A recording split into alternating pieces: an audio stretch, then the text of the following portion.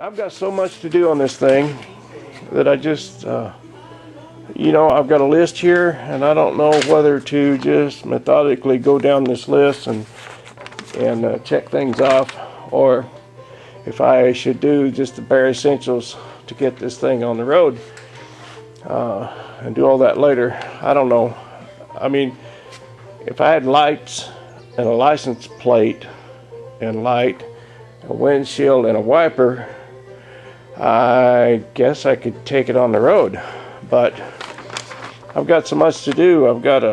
I've marked some places on the frame that need to be finished up welding. No big deal, but just some spots here and there down the bottom that need to be touched up.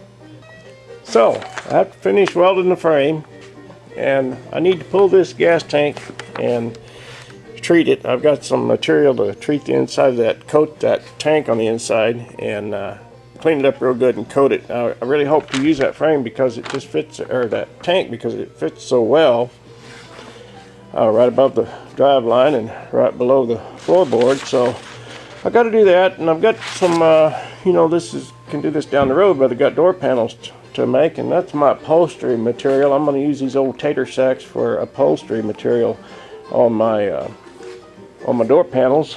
And as it turns out, the color scheme is going to be yellow on this, I guess, because the floorboards are yellow, and the gas tank that I've got to use to make that tranny hump, that's yellow. And so I'll paint the wheels yellow, and I've got a little amount of puke tank here, and I got this little really cool old Heap Good beverage, it says. So Big Chief size. That's an old pop bottle that was a product that was made here in Wenatchee years and years ago.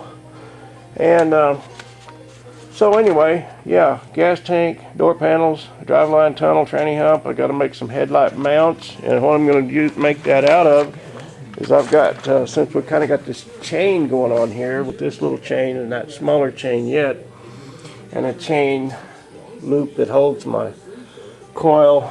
I have this gigantic chain. I mean, this stuff is huge. I don't know what it's off of, but I'm gonna make some kind of mounts that arch up, I think, from here up to the front of the radiator and mount my headlight buckets. That's another thing to do. They're right here, and I've got to convert these headlight buckets and get some seal beams in there.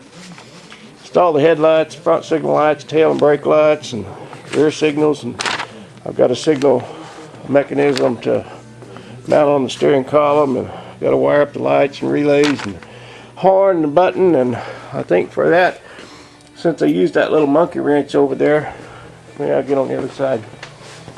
I used this monkey wrench for my starter, and I have another one, and I think I'll mount it on the other side for my horn.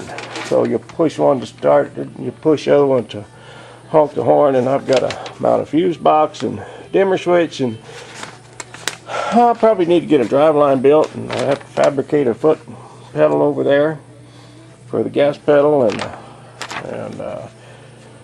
install the windshield. And I'm going to take a couple leaves out of those leaf springs back there. Got to do that. Paint the wheels and mount and balance my new tires and mount a license plate and lights, and it just seems to go on forever and ever. So it just takes a long time to build a car, but I love it. Anyway, and I wish I could work on this thing 24/7, but I can't. I've got I've got some maintenance, home maintenance that needs to be taken care of, and some yard work to do, and a trip to take, and some jobs to look at and get booked. And so, life's busy, but this is a real fun part of it. So I'm going to dabble in a little bit today. I don't know what all I'll get done, but I just kind of wanted to shoot a little update here and kind of go over my plan and show off my new chains. I'm kind of happy with that. I think that looks pretty good. So there you go. And this pickup is a A 1932 Chevrolet Confederate. The model is a Confederate. That's what Chevy built that year. Other years they built, they built an International and 29 and I can't remember all the rest of them, but they changed them every year. But this was a Confederate. So it's going to be a Confederate with a Rebel headliner, I think. I think I'm going to use some Velcro and stick that up as a headliner. That old Rebel flag. I don't know. We'll see. Anyway, lots to do, and it's all fun, but boy, it sure is time consuming. Thanks for watching.